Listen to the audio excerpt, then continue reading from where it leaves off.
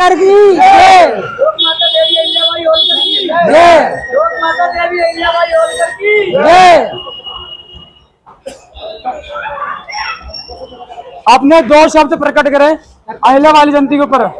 अहिल्याबाई होलकर जी ने पूरे भारतवर्ष में सभी 4 धाम मंदिरों का पुनर्निर्माण करवाया और पूरे भारतवर्ष में मंदिर हुए बावड़ियों का और जितने भी धार्मिक तीर्थ स्थल हैं, 4 धाम, बद्रीनाथ, केदारनाथ, पुरी, जगन्नाथपुरी, 12 ज्योतिर्लिंग, सभी का निर्माण अहिल्याबाई होलकर जी ने पुनर्निर्माण करवाया। आज उनकी 300वीं जयंती के उपलक्ष्य में पुष्प अर्पण का कार्यक्रम रखा हुआ है और कल का अपनी पूरी विधानसभा का कार्यक्रम बुद्ध विहार धर्म वाटिका में दिन के 12 बजे का है। आप सभी लोग उसमें सादर आमंत्रित हैं। ज़्यादा से ज़्यादा संख्या में पहुँचे और अहिल्याबाई जी ने सभी सर्व समाज के लिए, कोई एक समाज के लिए, वो पूरे देश के लिए जन कल्याण करने का काम किया है। नहीं भाई, अब उसकी तरफ कोई आंख है। उस दिन के बाद उन्होंने 30 साल शासन करा, किसी ने उनकी तरफ आंख उठा के नहीं देखा। उन्होंने जब उनका राज्य अभिषेक हुआ तो उन्होंने शिव जी की भक्त थी, शिव जी को गद्दी का मालिक बनाया। बोला मैं तो सेवक बन के इस राज्य की सेवा करूंगी।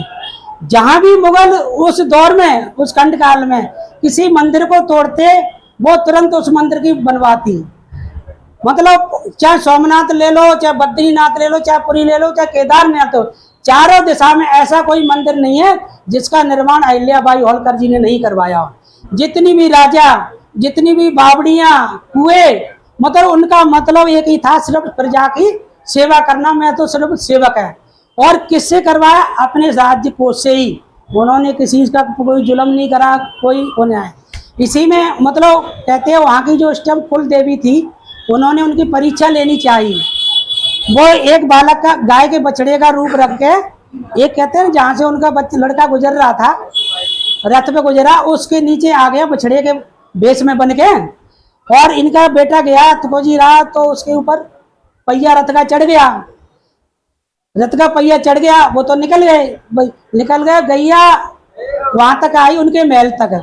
उन्होंने क्या रखा था, जहां अपन अंदर महल में रहती थी ना, तो एक घंटी बांध रखी, तो घंटी की रस्सी बाहर दरवाजे पे लटका रखी थी कि कोई भी फरियादी आए वो सीधा मुझसे कांटेक्ट करे, किसी मंत्री या उससे ना करे। भाई पहले फोन और वो तो चलते ही नहीं थे, पहले कोई दरवाजे पे घंटी नहीं, तो भाई उन्होंने वो बजा रखी थी घंटी और रस्सी बाहर। गाय आई, उसके बछड़े पे चढ़े, गाय आई और रस्सी बजाई, तो रानी जो बाहर निकल के आई, गाय आगे आगे, वो पीछे पीछे।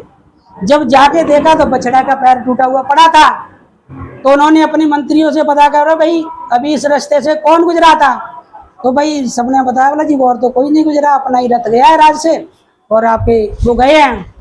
तो उन्होंने मंत्रियों को कम दिया, बोला ये रथ पे बैठो, और बेटे को नीचे लटा दिया, बछड़े के हटा के बोला ये लेटा है, इसके ऊपर रथ चढ़ा दो।